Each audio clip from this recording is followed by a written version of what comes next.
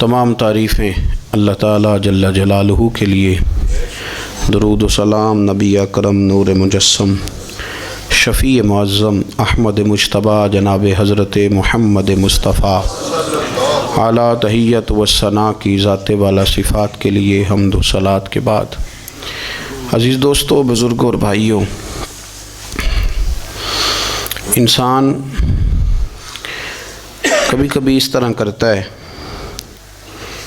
کہ وہ اپنے لب و لہجے سے، گفتگو سے، میل ملاپ سے لوگوں کو مطمئن تو کر لیتا ہے، لیکن اس کی قلبی واردات کیا ہے، اس کے اندر تقویٰ کتنا ہے، نیکی کتنی ہے، پرہیزگاری کتنی ہے، اس سے وہ آگاہ ہوتا ہے۔ وہ بہت ساری چیزوں کو لوگوں سے چھپا تو لیتا ہے، لیکن اپنے آپ سے نہیں چھپا پاتا، اپنے رب کریم سے نہیں چھپا پاتا۔ پھر یہ ہوتا ہے کہ وہ جھوٹی تسلیوں سے اور اپنے نفس کی جھوٹی دلیلوں سے اپنے آپ کو راضی کرتے کرتے اس مقام پہ پہنچ جاتا ہے کہ وہ ٹوٹ کے بکھرنے کے قریب آ جاتا ہے۔ اسلام ایمان کی، عقیدے کی، روحانیت کی بات کرتا ہے، اور یہ ساری چیزیں انسان کے دل کے ساتھ تعلق رکھتی ہیں۔ دنیا میں بہت سارے لوگ ایسے ہیں جو کسی وجہ سے اپنا دین ظاہر نہیں کر سکے، بتا نہیں سکے، لیکن ان کے اندر ایمان تھا، تو رب کریم قیامت کے دن انہیں ایمانداروں کے ساتھ ہی کھڑا کرے گا، حالانکہ وہ بتا نہیں سکے، سکھا نہیں سکے، اللہ تعالیٰ انہیں ایمانداروں کے ساتھ ہی کھڑا فرمائے گا۔ تو یاد رکھنے کی بات یہ ہے، سمجھنے کی بات یہ ہے کہ اپنی قلبی واردات پر، اپنے دل پر، اپنے باطن کی کیفیات پر نظر رکھی جائے، اور جتنی کمزوریاں اور کوتاہیاں ہیں ان سے اپنے آپ کو بچایا جائے، اور بہت ساری ایسی چیزیں جو نقصان کا باعث ہیں، ہم کہہ کے اپنے آپ کو مطمئن تو کر رہے ہیں لیکن ہمارے دل کو، روح کو نقصان دے رہی ہیں، ان سے بچا جائے۔ قرآن حکیم فرقان حمید نے ارشاد فرمایا، سورہ ملک کے اندر فرمایا، وَأَسِرُّوا قَوْلَكُمْ، تم کوئی بات چھپا کے کرو، اَوْ اجْهَرُوا بِهِ، یا اعلانیہ کرو۔ اگر سمجھنے کے لیے انسان کو کوئی چیز درکار ہو نا، تو میرا خیال ہے کہ یہ آیہ کریمہ کافی ہو جائے اس کے لیے۔ فرمایا وَأَسِرُّوا قَوْلَكُمْ، تم کوئی بات بڑی چھپا کے کرو، اَوْ اجْهَرُوا بِهِ، یا اعلانیہ کرو، یہ سمجھ لو، اس پر غور کر لو کہ اِنَّهُ عَلِيمٌ بِذَاتِ الصُّدُورِ، رب تو دلوں کے حال جاننے والا ہے۔ تم اعلانیہ کرو یا چھپا کے کرو، وہ تو جانتا ہے، علیم بذات الصدور، وہ تو دلوں کے حال جاننے والا ہے۔ تم بے شک اونچا کرو، بے شک آہستہ بولو۔ آیت نازل کب ہوئی؟ شان نزول بھی بڑا انوکھا ہے۔ مشرکین مکہ رسول کریم صلی اللہ علیہ وسلم کے بارے میں معاذ اللہ باتیں کرتے تھے، تو حضور اللہ کے دیے ہوئے علم سے انہیں جان لیا کرتے تھے۔ ایک دن وہ باتیں کر رہے تھے، تو باتیں کرتے کرتے نا مشرکین مکہ نے عجیب بات کر دی، نادان تھے نا، جانتے نہیں تھے، عجیب بات کر دی، کہنے لگے آہستہ بولو، کہیں محمد صلی اللہ علیہ وسلم کا رب سن نہ لے، آہستہ بولو، اونچی بات نہ کرو، کہیں مصطفیٰ کریم علیہ السلام کا خدا سن نہ لے۔ تو اللہ نے آیت نازل کر دی، فرمایا نادانو وَأَسِرُّوا قَوْلَكُمْ اَوْ اجْهَرُوا بِهِ، آہستہ بولو یا اونچا بولو۔ اور شارحین نے، مفسرین نے لکھا ہے نہ بھی بولو، آہستہ بولو یا اونچا بولو، یا بے شک تم کوئی بات زبان سے ادا نہ بھی کرو، اِنَّهُ عَلِيمٌ بِذَاتِ الصُّدُورِ، رب تو تمہارے دلوں کے حال جاننے والا ہے، اسے تو پتہ ہے تم نے سینے میں کیا چھپایا ہے، حسد چھپایا ہے کہ رشک چھپایا ہے، عداوت چھپائی ہے کہ محبت چھپائی ہے، اسے تو پتہ ہے، اسے خبر ہے، اس لیے کہ وہ نظر ہی تمہارے دل پہ رکھتا ہے، اسے پتہ ہے تمہارے اندر کیا ہے۔ ہم لوگوں نے نا اپنی سارے معاملات دنیا داروں سے، لوگوں سے، یاروں سے، دوستوں سے وابستہ کر لیے۔ ہمیں تعریف بھی بندوں سے چاہیے، ہمیں اچھے ہونے کا جو ڈگری ہے وہ بھی بندوں سے چاہیے. ہم بندے بڑے نیک ہیں، یہ بھی لوگ کہیں تو پھر ہم مطمئن ہیں. ہم صحیح راستے پہ چل رہے ہیں، یہ سند بھی بندوں سے چاہیے. ہر بات پر اعتماد خلق، ہر وقت لوگوں پر ہی دھیان، لوگوں پر ہی توجہ، لوگوں کے معاملات ہی ڈسکس کرنا. بھئی یہ تو تیرے ذمہ ہی نہیں. تجھے تو کہا گیا ہے کہ وَمَن يَتَوَكَّلْ عَلَى اللَّهِ، تو اپنے رب کی ذات پر بھروسہ کر، فَهُوَ حَسْبُهُ، وہ تیرے لیے دنیا میں بھی کافی ہو جائے گا، آخرت میں بھی کافی ہو جائے گا. وہ تیرے لیے کافی ہے تیرا رب رسول.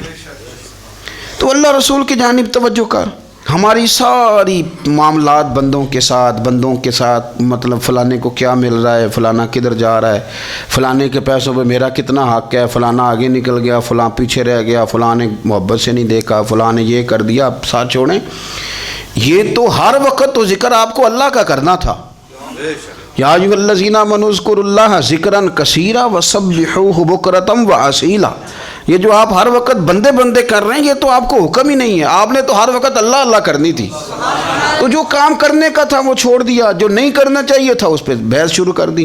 پھر دل کے اندر مد و جزر خراب ہوتے ہیں، قلبی واردات بگڑ جاتی ہیں، حسد پیدا ہوتا ہے، انسان کو لالچ پیدا ہوتا ہے، انسان حریص ہو جاتا ہے، انسان لوگوں سے عداوتیں پال لیتا ہے. کبھی ایسا کام نہ کریں. شہد بڑا میٹھا ہوتا ہے. عرب کے اندر ایک درخت پایا جاتا تھا، ایلوا اس کو کہتے تھے. اس طرح ہمارے ہاں نیم نہیں ہوتی، کڑوا ترین اس کا ذائقہ ہوتا ہے. اور آپ کچھ دیر اس کو پانی میں ڈال دیں تو پانی بھی سارا کڑوا ہو جاتا ہے، چونکہ اس کے خمیر میں رب کریم نے کرواہٹ رکھی ہے. اور حکمت ہے، اس کرواہٹ کا بھی اپنی جگہ فائدہ ہے. لیکن حضور سید عالم صلی اللہ علیہ وسلم نے ایک مثال بیان فرمائی، اور وہ بڑی سمجھنے کی ہے. حضور مثالیں دیتے تھے تو کمال ہو جاتی تھی. بڑے سے بڑا ان پڑھ بندہ بھی اس کی روح تک بات اتر جاتی تھی. کریم محبوب علیہ السلام فرمانے لگے کہ اگر ایلوا درخت کے کچھ ٹکڑے شہد میں ڈال دیے جائیں نا تو شہد سے زیادہ میٹھی چیز کوئی نہیں ہوتی. تو حضور فرماتے ہیں کہ وہ ایلوا کا درخت جو ہے وہ شہد کو بھی بگاڑ دیتا ہے، اس میں کرواہٹ پیدا کر دیتا ہے. حالانکہ وہ بڑا میٹھا تھا، اپنی جگہ اس کی مٹھاس میں کوئی کسی قسم کی کمی نہیں تھی، لیکن وہ ایلوا کے درخت نے اسے بگاڑ دیا. اللہ کے محبوب فرماتے ہیں جس طرح ایلوا کا درخت شہد کو تباہ کر دیتا ہے نا، اس طرح حسد آدمی کے ایمان کو تباہ کر دیتا ہے. ایمان بڑی میٹھی چیز ہے، بڑی حسین چیز ہے، لیکن جب حسد آ گیا نا، حسد ہے کیا؟ حسد بندوں سے نہیں ہوتا، یہ سمجھ لیں. حسد کا مطلب، حسد کی لغوی تعریف یہ ہے کہ یہ سمجھ لینا کہ یا اللہ اسے نہیں دینا چاہیے تھا، مجھے دینا چاہیے تھا. یہ تعریف ہے. تو حسد ہوتا کس سے؟ حسد دراصل بندے پہ نہیں کیا جاتا. حسد کا معنی یہ ہے کہ آپ اللہ کی تقسیم پر اعتراض کر رہے ہیں. آپ کا کہنا یہ ہے کہ یا اللہ یہ تقسیم ٹھیک نہیں ہوئی، معاذ اللہ یہ ادھر چلا گیا، یہ تو ادھر آنے والی چیز تھی. تو یہ آپ نے ڈائریکٹ جو مقابلہ شروع کیا، معاذ اللہ یہ تو آپ نے اللہ کی تقسیم کے ساتھ شروع کر دی. تو پھر دل میں بگاڑ آتا ہے، پھر انسان ٹوٹ پھوٹ کا شکار ہوتا ہے، پھر وہ کمزور پڑ جاتا ہے، پھر وہ ایسی باتیں کرتا ہے جو اس کے منصب کے مطابق نہیں ہوتی، کچی بات کرتا ہے، کمزور بات. اللہ بہتر جانتے ہیں کون سی چیز اس نے کہاں رکھنی ہے. رب کی حکمت پر اور اس کی دی ہوئی توفیق پر راضی رہنا ایمان کا تقاضا ہے. لیکن ہمیں تو چاہیے تقسیم اپنی مرضی کی. ادھر کیوں چلا گیا، ادھر آنا چاہیے تھا. بھئی آپ کو یہ کس نے حق دیا ہے؟ مالک نے جو چاہا، جب چاہا، جہاں چاہا اپنے فضل سے عطا فرمایا. حسد، اور پھر اس کے اگر کوئی حسد نہیں کرتا تو لالچ شروع کر دیتا ہے. وہ کہتا ہے کہ یہ جو اس کا مال ہے اس میں میرا بھی حق تھا، یہ تو مجھے ملنا چاہیے تھا. آپ یقین کریں کہ بندے بندوں سے کم پیار کرتے ہیں، جیبوں سے زیادہ پیار کرتے ہیں. اس بندے کو تو کوئی نقصان نہیں جس کے ساتھ آپ نے تعلق رکھا ہوا ہے جیب کا، لیکن آپ بڑے کمزور ہو گئے. آپ جب لالچ کر لیا، نفسانیت میں آ گئے تو آپ کمزور پڑ گئے. آپ نے مطلب کیا، آپ کا کیا خیال تھا کہ رب کی بارگاہ سے کوئی کم ملنے والا تھا جو بندوں پہ اتنی توجہ کر لی.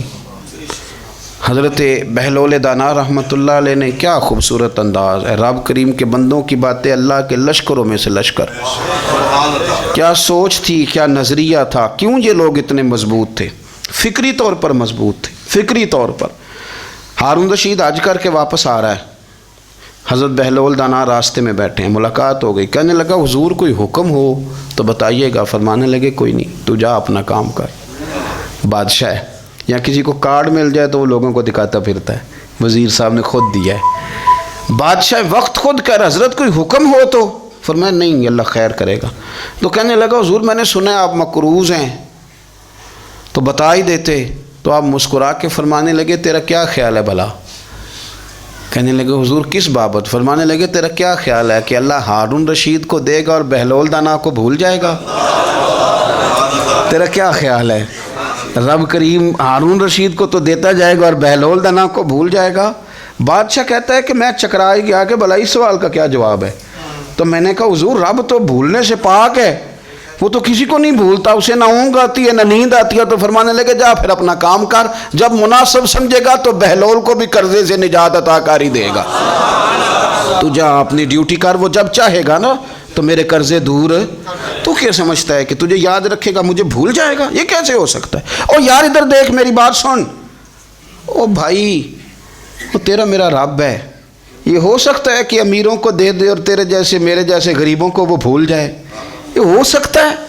تو کیوں لوگوں کی جیبوں پہ توجہ، لوگوں کی جیبوں پہ نظریں، فلانے کے پاس آ گیا تو میں رہ گیا، مطلب کس لیے؟ ہمارا رب کسی کو بھولتا نہیں ہے، کسی شخص کو وہ میرا مالک اپنے فضل سے نظر انداز نہیں کرتا، وہ سب کو نوازتا ہے، لیکن اس کی حکمت کے تقاضوں کا انتظار کرنا مسلمان کی شان ہے۔ کبھی کسی حسد میں کبھی کرنا ہو تو رشک کریں، مزہ آئے گا۔ اور یہ رشک کرنے کا نا، رشک کا معنی کیا ہے؟ حسد کا معنی یا اللہ اسے نہیں دینا چاہیے تھا، مجھے دینا چاہیے تھا، اور رشک کا معنی یا اللہ تو نے دیا ہے، کیا بات ہے، اسے دیا تو کیا بات، اگر تو نے دیا تو مالک جچا بھی ہے، اگر تو نے دیا ہے تو نظر بھی آیا ہے، اگر تو نے دیا ہے تو پھر کیا بات ہے، کمال ہو گئی، وہ نظر آ رہا ہے۔ اور یا اللہ اسے دیا ہے تو میں بھی تیرا بندہ ہوں، اسے بھی اور دے اور مجھے بھی عطا فرما۔ یہ رشک ہے۔ رشک کا نا حضور نے حکم دیا ہے، نبی پاک نے رشک کا۔ ہمارا یہ مسئلہ ہے کہ ہم نا جو کرنے والا کام ہے وہ نہیں کرتے، رشک کریں۔ بخاری مسلم میں حدیث ہے، نبی پاک صلی اللہ علیہ وسلم نے فرمایا 2 بندوں پر رشک کرو۔ کہو کیا بات؟ رشک کرو 2 بندوں۔ یا رسول اللہ کون کون سے؟ فرمایا ایک وہ مالدار جسے اللہ دولت دے اور وہ صبح بھی رب کے رستے میں خیرات کرے اور شام بھی رب کے رستے میں خیرات کرے، یہ قابل رشک ہے۔ کہو تیری کیا بات ہے بھائی، کیا تجھے اللہ نے نوازا ہے، اور اس پر رشک کرو، کو یا اللہ اسے اور دے تاکہ یہ تیرے بندوں پہ اور اثار کرے اور تیرے بندوں پہ سخاوت کرے، اور اللہ اس کے فعل تصدق ہمیں بھی عطا فرما۔ اور حضور فرماتے ہیں ایک مالدار پر جو صبح و شام سخاوت کرے، اور ایک اس عالم پر جسے اللہ قرآن کا علم دے، وہ صبح بھی لوگوں کو قرآن مجید کے ترجمے، تفسیریں، قرآن کے درس سکھائے، اور شام بھی لوگوں کو قرآن مجید کے درس عطا فرمائے۔ اس پر رشک کرو، کہو کیا بات ہے یار تیری، تجھے اللہ نے کتنا نوازا۔ قابل رشک لوگوں پر رشک کرو، ان کی تعریف کرو، ان کے لیے اچھے کلمات ادا کرو۔ معاشرے میں حسد پرموٹ ہوا ہے، اگر کبھی رشک پرموٹ ہوتا نا تو عزتیں بڑھ جاتی، محبتیں بڑھ جاتی، خلوص میں اضافہ ہوتا، لوگ ایک دوسرے کے قریب آتے۔ ہم نے کسی فضیلت والے کی فضیلت کو تسلیم کرنے سے انکار کر دیا، ہم نے کسی بڑائی والے کی بڑائی کو تسلیم کرنے سے انکار کر دیا، ہم نے حسد کیا، ہم نے لالچ کیا، ہم حریص ہوئے۔ اس کا نقصان یہ ہوا کہ لوگ ایک دوسرے کے پاس رہتے ہوئے پاس نہیں رہتے، ایک دوسرے کے ساتھ وقت گزار رہے ہوتے ہیں لیکن ان کے بارے میں رویے ان کے سخت ہوتے ہیں، لب و لہجہ تلخ ہوتا ہے، جب وہ کسی کے بارے میں بے لاگ تبصرہ پوچھا جائے تو غلط باتیں کریں۔ رشک کریں، دیکھیں نا حضرت ابو بکر صدیق رضی اللہ، حضرت عمر فاروق رضی اللہ، ساری زندگی دوڑ لگی رہی۔ حضرت عمر کہتے ہیں میں نے ساری زندگی دوڑ لگائی ہے کہ ابو بکر سے آگے گزر جائے، لیکن یہ دوڑ حسد والی نہیں، یہ رشک والی۔ فرماتے میرا دل کرتا تھا کہ میں نیکیوں میں ابو بکر سے آگے گزر جاؤں، حضور کے عشق میں ابو بکر سے آگے گزر جاؤں، نبی پاک علیہ السلام کی اولاد کی محبت میں ابو بکر سے آگے گزر جاؤں، میں نا خیر کے کاموں میں آگے گزروں۔ کہتے میرا ساری زندگی رشک کا رشتہ رہا، یہ رشتہ شاندار ہے، اس پر عمل کریں، اس پر توجہ کریں، بجائے اس کے کہ یہ کہنا کہ استاد جی کا فلانے سے زیادہ پیار ہے، پیار کی وجوہات تلاش کر۔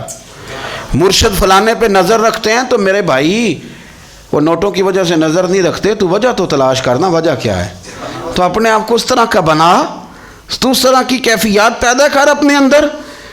ہم کیا کرتے ہیں کہ رشک کرنے کی بجائے حسد کرتے ہیں۔ حسد نہیں کریں، اپنے آپ کو سنواریں، وہ رشک کی وجہ سے آپ سنوار سکتے ہیں۔ نبی پاک علیہ السلام کی پیاری زوجہ ام المومنین سیدہ عائشہ صدیقہ، بڑی شان ہے اس خاتون کی، بڑی عظمت ہے ان راہوں کے صدقے جن رستوں سے سیدہ پاک کی سواریاں گزرا کرتی ہیں۔ کیا درجہ اللہ نے دیا ہے سیدہ عائشہ صدیقہ کو، کہتی ہیں حضور کا وصال میری گود میں ہوا ہے۔ اور مولا علی شیر خدا فرماتے ہیں میں نے حضور کو سب سے زیادہ عائشہ صدیقہ سے پیار کرتے ہوئے دیکھا، اور عائشہ صدیقہ رضی اللہ تعالیٰ عنہ فرماتی ہیں میں نے حضور کو سب سے زیادہ فاطمہ الزہرا سے پیار کرتے دیکھا۔ یہ الگ ماحول ہے ان کا آپس میں۔ تو حضرت عائشہ صدیقہ اتنا بڑا مقام، لیکن وہ فرماتی ہیں میں نے ساری زندگی سیدہ خدیجۃ الکبریٰ پر رشک کیا۔ میں نے کہا کیا بات تھی اس خاتون کی جو وصال کر گئیں، لیکن شاید کو دن خالی جاتا ہو کہ مدینے والے ان کی وفاؤں کا ذکر نہ کرتے، شاید کوئی خالی دن جاتا۔ کہتی ہے میں نے اتنا قابل رشک ماحول نہیں دیکھا۔ ایک دن حضور گھر میں گوشت لائے اور مجھ سے فرمایا عائشہ گوشت پکاؤ، تو میں اسے صاف کرنے لگی تو حضور فرمانے لگے شوربہ ذرا زیادہ کرنا۔ تو میں نے عرض کی حضور کیا کچھ مہمان آئیں گے گھر میں؟ تو فرمایا نہیں عائشہ، مدینہ منورہ میں نا مجھے پتہ چلا ہے خدیجۃ الکبریٰ کی کچھ سہیلیاں آئی ہیں، تو شوربہ بنا، میں انہیں پہنچاؤں گا، خدیجہ کی سہیلیوں کو شوربہ زیادہ پکا ذرا۔ تو حضرت عائشہ صدیقہ کہتی ہے میں نے بڑے نرم لب و لہجے میں بڑی بنا سوار کے مسجع مکفہ چن کے جملے بات کی۔ میں نے عرض کی حضور سنا ہے وہ آپ سے 15 سال عمر میں بڑی تھیں، نکاح بھی پہلے ہو چکا تھا، اور بتاتے ہیں لوگ کہ بظاہر کوئی حسن و جمال بھی اس ماحول کا نہیں تھا۔ حضور اللہ نے آپ کو جوان اور خوبصورت بیویاں دی ہیں، پر میں جب بھی سنتی ہوں جناب خدیجہ کا ذکر ہی سنتی ہوں۔ میں نے رشک کے انداز میں کہا، کہتی میں بات کہہ کے خاموش ہو گئی، اور جب میں نے نظر اٹھا کے دیکھا تو حضور کی آنکھوں میں آنسو۔ نبی پاک صلی اللہ علیہ وسلم کا یہ انداز دیکھا تو میں نے کہا حضور میں رب رسول کی بارگاہ میں توبہ کرتے ہیں، اب تو رو دیے۔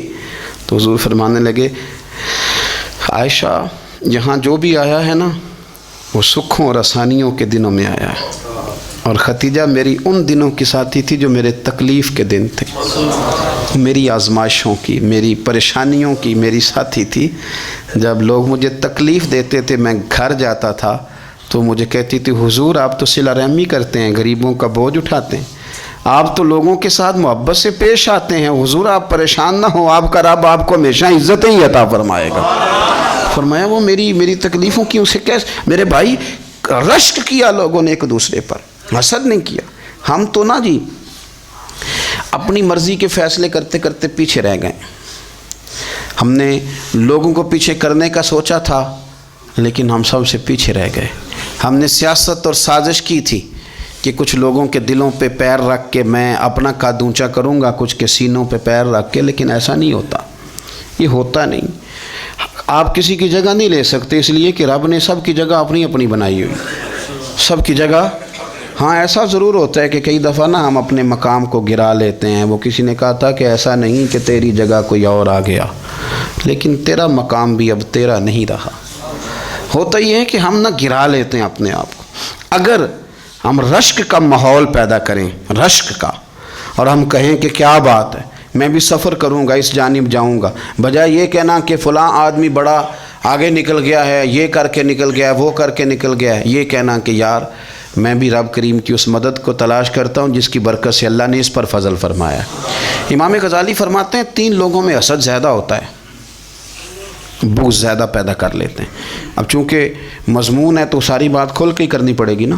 فرماتے ہیں 3 لوگوں میں حسد، بڑے عہدے والوں میں حسد زیادہ ہوتا ہے۔ یعنی صوبائی وزیر کہتا ہے کہ حق میرا ویسے وفاقی وزیر کا تھا، اور وفاقی وزیر کہتا ہے کہ جتنا میرا تجربہ ہے نا مجھے بنایا وزیر اعظم ہی جاتا تو بات ٹھیک تھی۔ حسد زیادہ، بڑے عہدے والوں میں حسد، اور امام غزالی فرماتے ہیں مالداروں میں حسد زیادہ ہوتا ہے۔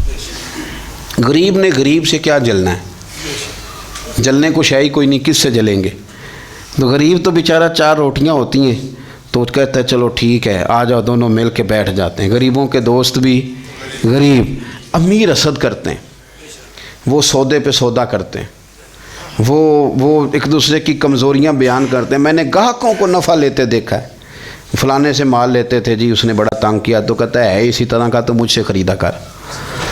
لوگ استعمال کر جاتے ہیں، وجہ بیچ میں کیا ہوتی ہے؟ حسد، عداوت، خرابی ہوتی۔ اور تیسری بات امام غزالی نے شاید میرے لیے کہی ہے، امام غزالی فرماتے ہیں علماء میں حسد بڑا ہوتا ہے، عہدیداروں میں، مالداروں میں اور علم والے لوگوں میں۔ وہ بھی اللہ کی تقسیم پر راضی نہیں ہوتے، چونکہ وہ سمجھتے ہیں مجھے یہ لفظ آتے ہیں، میری قابلیت زیادہ ہے، میں زیادہ پڑھا لکھا ہوں، تو یہ منصب بھی میرا تھا، یہ کام بھی میرا تھا، یہ بھی میرے پاس ہونی چاہیے۔ ایسا نہیں ہوتا، یہ تو رب کریم کی عطا ہے۔ میں کئی دفعہ کہہ چکا ہوں کہ کام لینے پہ آئے تو میرے جیسے بیکار آدمی سے کام لے لے، یہ اس کی عطا ہے۔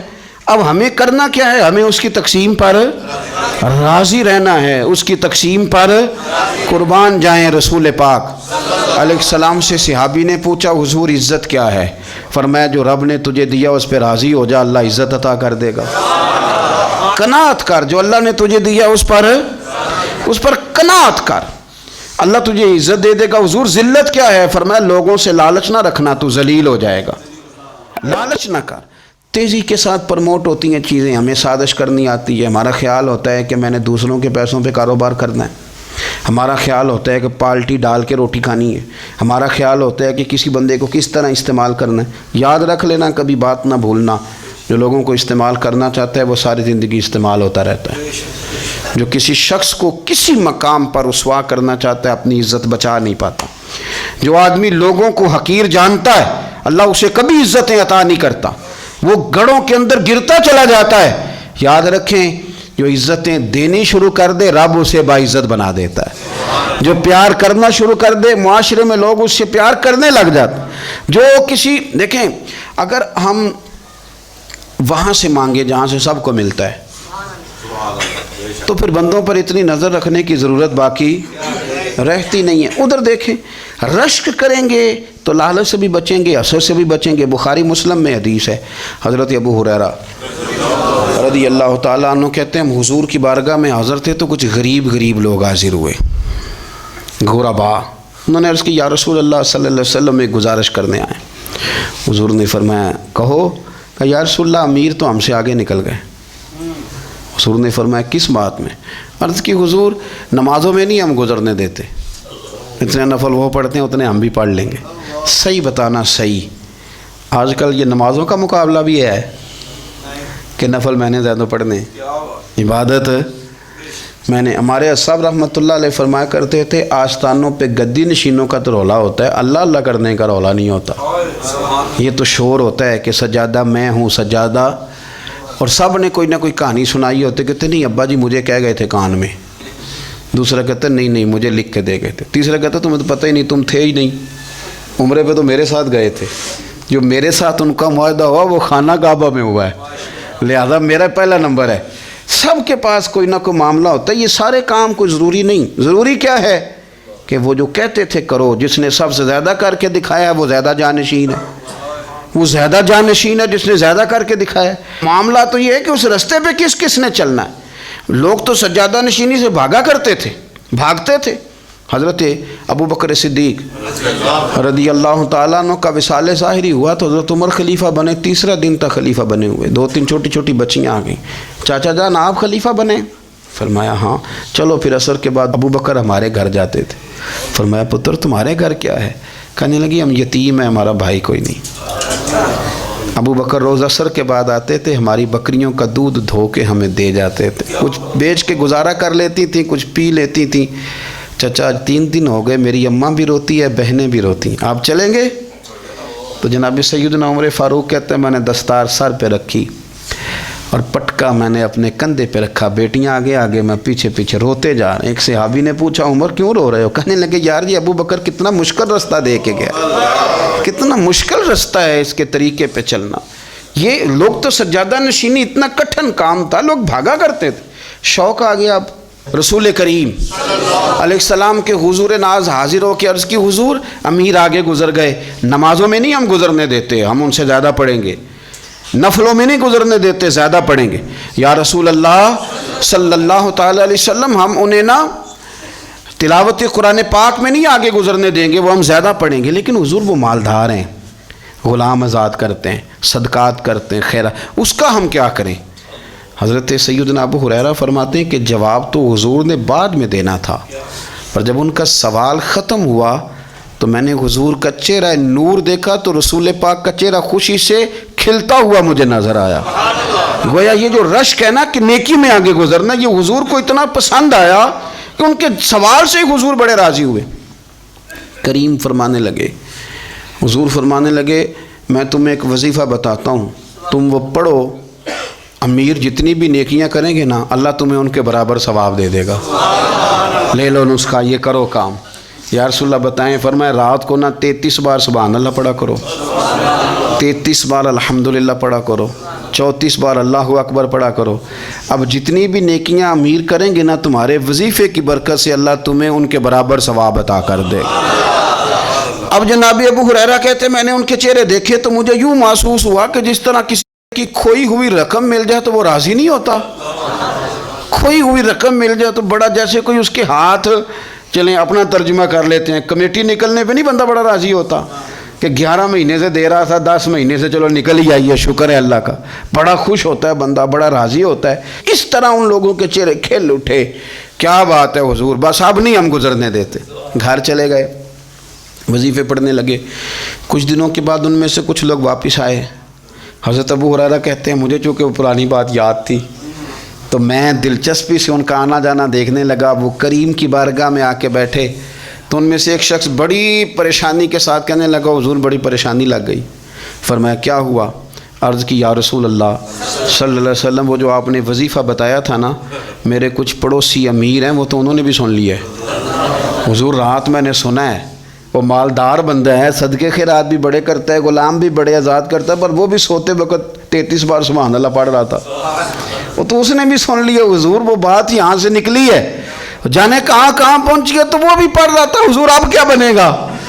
تو کہتے ہیں اس کے سوال پر بھی میرے حضور بڑے ہی مسکرائے، باقاعدہ دہک ہو گیا حضور کے، دہک ہو گیا، سرکار کھول کے نہیں مسکراتے تھے، لیکن آج حضور اتنا مسکرائے کہ میں نے حضور کے مقدس دانتوں کی زیارت کر لی، دہک ہو گیا باقاعدہ حضور کا۔ حضور فرمانے لگے انہوں نے بھی سن لیا حضور، اور سن کے پڑھنا بھی شروع کر۔ اب بات کو سمجھیں کہ کسی امیر نے یہ نہیں کہا کہ یہ تو غریب کے لیے وظیفہ تھا، میں کہتا ہوں اللہ اللہ کا مزاج ہی نہیں، مزاج یہ ہے کہ سیاست کیسے کرنی ہے، چکر کیسے چلانا ہے، کوئی کہانی کیسے سنانی ہے، ادھر ان کو ملا، حالانکہ بات تو غریبوں سے ہو رہی تھی، حضور وہ تو انہوں نے بھی پڑھنا شروع کر دیا۔ اب ہم کیا کریں؟ تو رسول کریم نے فرمایا وہ بھی پڑھ رہے ہیں، حضور پڑھ رہے ہیں، تو فرمایا ذالک فضل اللہ یؤتیہ من یشاء، بھائی پھر یہ تو اللہ کا فضل ہے نا، وہ جسے چاہے عطا کرے۔ اب یہ حضور نے کہہ دیا تو حضرت ابو ہریرہ کہتے ہیں میں نے پلٹ کر ان لوگوں کے چہرے دیکھے، قربان جائیں میں نے پھر ان کے چہروں پر اطمینان دیکھا، میں نے سکون دیکھا، اس لیے کہ وہ سمجھ گئے جب رب فضل کرے تو پھر فضل کے معاملے میں اللہ کے بندے بحث نہیں کیے کرتے، وہ مطمئن ہو کے گئے، کہنے لگے حضور پھر ٹھیک ہے، اگر مالک اس طرح تقسیم کر رہا ہے تو پھر ہم راضی ہیں اپنے رب کریم کی رضا پہ۔ اپنی زندگی جب آپ بڑی محبت سے قرب و جوار سے تشریف لاتے ہیں، میں قرآن و سنت کے بہت سارے عنوانات دیکھ کے آپ کی خدمت میں ایک بات عرض کروں، اپنی ساری توجہ اپنے رب رسول کی جانب مائل کریں۔ جتنا آپ دائیں بائیں دیکھیں گے نا اتنا گاڑی کے ٹکرانے کا خطرہ بڑھ جائے گا، وسوسے زیادہ آئیں گے، الجھ جائیں گے۔ اتنا زیادہ دائیں بائیں نہ دیکھیں، یہ کیا کر رہا ہے، فلانا کیا کر رہا ہے، فلانے کا یہ معاملہ کس طرح کا تھا، نہ نہ نہ، آپ توجہ اللہ کی جانب رکھیں۔ دیکھیں میرا اور میرے رب کا معاملہ ٹھیک چل رہا ہے، اللہ رسول کے ساتھ میرے معاملات ٹھیک ہیں، یہاں تو آپ کسی کی اصلاح کریں گے، دعوت دیں گے یا دعا کریں گے، تنقید کی تو ویسے دین میں اجازت نہیں ہے، آپ نے یہاں کسی کی اصلاح کرنی اور وہ درد کے ساتھ کرنی، اور یہاں کسی کے لیے دعا کرنی ہے کہ یا اللہ اس بندے پہ رحم فرما، اسے بدل دے۔ تنقید کی اور طنز کی تو اجازت اپنا معاملہ رب کریم کے ساتھ، ہماری سوچیں کس طرح کی ہیں، ہمارے اندر ماحول کس طرح کا ہے، وہ چونکہ دلوں کے حال جانتا ہے، اور نبی پاک صلی اللہ علیہ وسلم نے فرمایا نہ تمہاری جیبیں دیکھتا ہے نہ تمہارے چہرے دیکھتا ہے، وہ تو جب دیکھتا ہے تمہارا دل دیکھتا ہے۔ اس کی کیفیت کیا ہے؟ حضرت انس بن مالک رضی اللہ تعالیٰ عنہ فرماتے ہیں، اس حدیث کو یاد رکھیے گا، حافظ منذری نے ترغیب و ترہیب میں لکھی ہے، فرماتے ہیں کہ حضرت انس بن مالک رضی اللہ تعالیٰ عنہ فرمانے لگے کہ ایک حضور کے ایک غلام، ایک صحابی بیمار تھے، تو حضور نے فرمایا انس چلو تیمارداری کرتے ہیں۔ کہتے ہیں حضور کے ساتھ گئے، نبی پاک صلی اللہ علیہ وسلم پہنچے، جب ہم نے اس شخص کو دیکھا تو حضرت انس کہتے ہیں ہم پریشان ہو گئے، چونکہ ہم نے اسے بڑا صحت مند دیکھا تھا، وہ کمزور ہو گیا، وجود پر بہت سارا گوشت دیکھا تھا، اب ہم دیکھ رہے ہیں کہ وہ ہڈیاں ہی ہڈیاں رہ گئی ہیں، چہرہ بڑا بارونق تھا، اب کمزوری ہو گئی۔ رسول کریم تشریف لے گئے اور حضور اس کی چارپائی کے سرہانے بیٹھے، اور جب حضور نے اپنا دست مبارک اس کے بالوں میں رکھا اور نبی پاک نے دست شفقت پھیرا تو کہتے ہیں اس شخص نے آنکھیں کھولی اور حضور کا چہرہ دیکھا تو اس کی خوشی کی کوئی انتہا نہ رہی، بڑا راضی ہوا، بڑا راضی، اور حضور نے اس کے لیے دعا کی، اس دعا پر بھی اسے بڑا اطمینان قلبی نصیب ہوا۔ کہتے ہیں حضور اکثر تیمارداری فرماتے تھے، پر آج نہ حضور نے ایک نرالی انوکھی اور انفرادی بات ارشاد فرمائی۔ حضور نے فرمایا تو بڑا صحت مند تھا، کمزور ہو گیا، بڑا طاقتور تھا تو ضعیف ہو گیا، ایک سوال کا جواب تو دے۔ یا رسول اللہ فرمائیے، تو حضور فرمانے لگے اس حالت میں جب تو شدید بیمار اور تکلیف میں، یہ بتا کہ اس وقت تیرا اپنے رب کے بارے میں گمان کیا ہے؟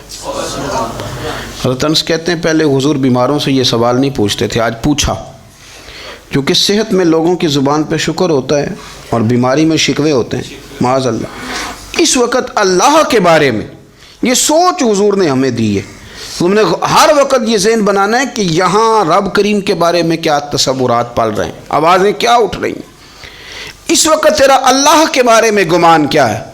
تو جناب انس بن مالک کہتے ہیں اس نے ہمیں اشارہ کیا کہ مجھے اٹھا کے بٹھاؤ، ہم نے بٹھایا، تو کہتے ہیں پھر اس نے اپنی آنکھیں کھولی اور حضور کے چہرے نور پر نظر کر کے نظر جھکا لی، عرض کرتا یا رسول اللہ میں کمزور ہوں، بیمار ہوں، تکلیف میں ہوں، اٹھ نہیں سکتا، کھا نہیں سکتا، پر حضور ابھی بھی میرے دل سے آواز یہی نکلتی ہے کہ میرا رب بڑا ہی کریم ہے، میرا اللہ بڑا ہی مہربان ہے، وہ بڑا ہی معاف کرنے والا ہے، وہ اپنے بندوں سے پیار ہی بڑا کرتا ہے۔ آپ میری بات کو سمجھیں، کیفیت کیا ہے اور الفاظ کیا ہیں؟ حضور وہ مجھ سے بڑی محبت کرتا ہے، بڑے پیار والا ہے۔ یہ لفظ کہتے کہتے آواز بھرا گئی، آنسو نکل آئے، پھر اس نے تکلیف زیادہ محسوس کی تو وہ لیٹ گیا، اور پھر اس نے حضور کے چہرے نور پہ نظر ڈالی، کلمہ پڑھا، روح ہی پرواز کر گئی۔ حضرت انس بن مالک فرماتے ہیں ہم اس کے گھر سے نکلے، اور جب حضور اس کے کمرے سے باہر آئے تو رسول کریم نے پلٹ کر رک کر پھر پیچھے دیکھا اور فرمایا انس اگر کسی جنتی کی زیارت کرنی ہے تو میرے اس غلام کا چہرہ دیکھ لو۔ اس لیے کہ جن لوگوں کے نظریات رب کریم کے بارے میں اس طرح کے ہوں پھر ان کے خاتمے خیر کے ہوتے ہیں، پھر اللہ ان کے لیے جنت کے فیصلے فرماتا ہے۔ اپنے افکار میں، نظریات میں، سوچوں میں کوئی ضروری نہیں ہے کہ ہم لوگوں کو دو لفظ کہہ کے مطمئن کر لیں تو ہم خود ضمیر کے قیدی بن کے زندگی گزار دیں، یہ معاملہ ٹھیک نہیں، یہ صحیح نہیں چلتا۔ آپ اپنی قلبی واردات پر، قلبی خیالات اور تصورات پر کڑی نگرانی رکھیں گے، آپ دیکھیں گے کہ کہاں یہ مجھے خرابی کی طرف لے کر کے جا رہا ہے، کہاں یہ بدگمانیاں پیدا کر رہا ہے، کہاں یہ خرابیاں لا رہا ہے، یہ سختی پیدا کر دے گا، نفرتوں کو، لالچ کو، حسد کو، عداوت کو یہ بڑھا دے گا۔ آپ اپنے معاملات پر اپنے دل کو ہمیشہ حاضر رکھیں، اللہ اپنے محبوب کا صدقہ فضل کرے، وہ مقلب القلوب ہے تو وہ ہمارے دلوں کو اپنی طرف پھیر دے۔ آخر دعوانا ان الحمدللہ رب العالمین۔